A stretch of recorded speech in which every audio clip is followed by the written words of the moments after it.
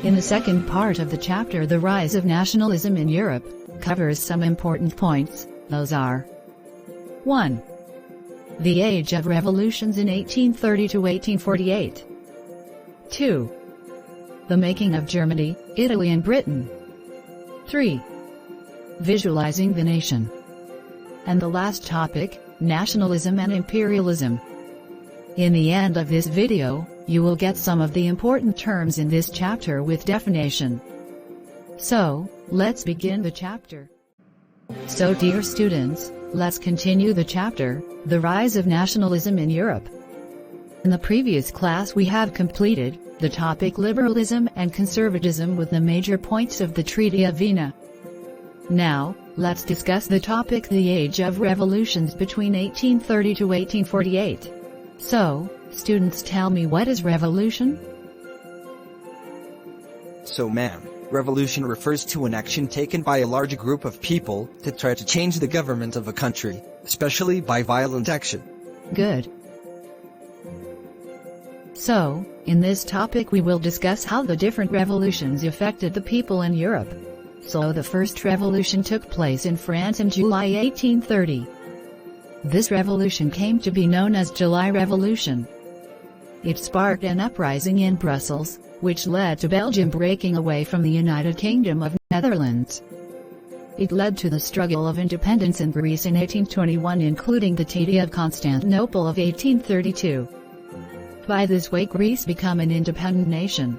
Now, we will discuss how these people achieved their independence. 1. Culture played a vital role in creating the idea of an independent nation. 2.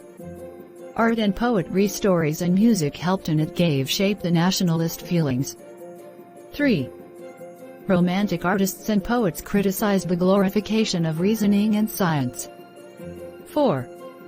Romantic German philosopher Johann Gottfried Herder claimed that true German culture was to be discovered among the common people, das Volk. So tell me, students, what are the effects of these revolutions on the people? Ma'am, 1.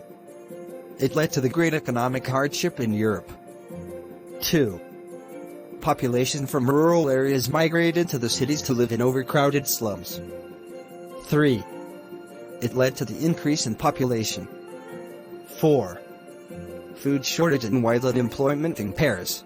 Now let's move to the revolutions take place in 1848. In other parts of Europe, the middle-class people combined their demands based on constitution, freedom of press and freedom of association. It started in May 18, 1848. It came to be known as May Revolution. This revolution had a great effect on middle-class people. Serfdom and bounded labors were abolished both in the Habsburg and in Russia. Now, the next topic is the making of Germany and Italy. In this topic we will cover the unification of Germany, Italy, Britain. In the unification of Germany, famous nationalists like Otto von Bismarck and Kaiser William I played a vital role. 1.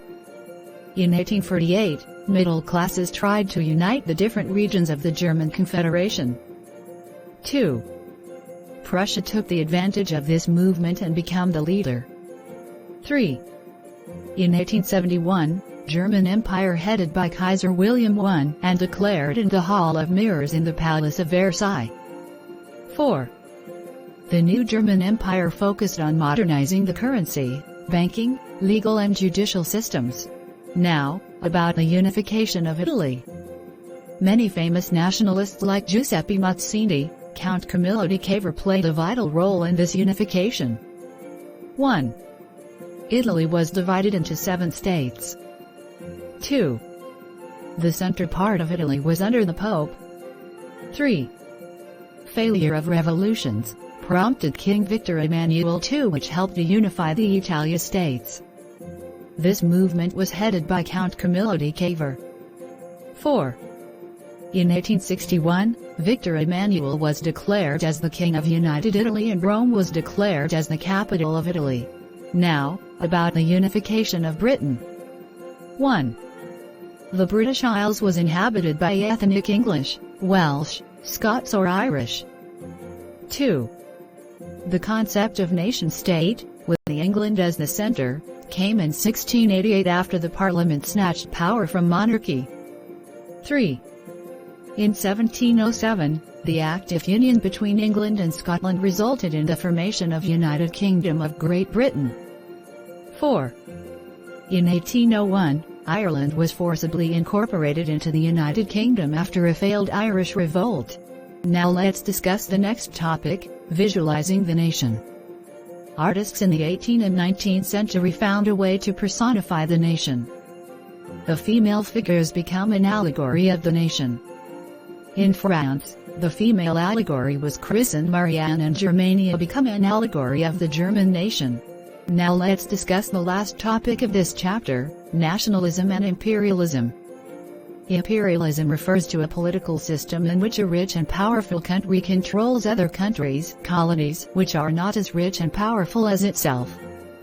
During this period, nationalist groups become increasingly intolerant with each other and were ready to start war. During this period, Balkans were the source of nationalist tensions in Europe. The Balkans were the region of geographical and ethnic variation comprising modern-day Romania, Bulgaria, Albania, Greece, Macedonia, Croatia, Bosnia, Herzegovina, Slovenia, Serbia and Montenegro, whose inhabitants were broadly known as the slaves.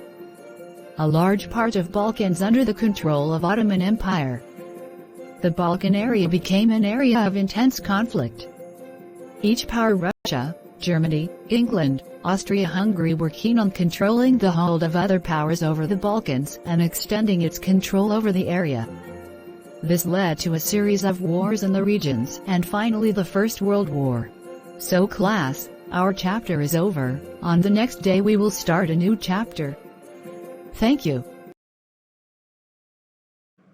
So students, let's discuss some of the important terms. 1.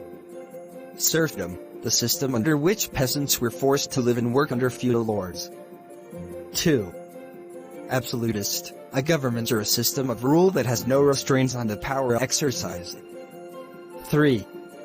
Utopian, a vision of society that is so ideal that is unlikely to actually exist.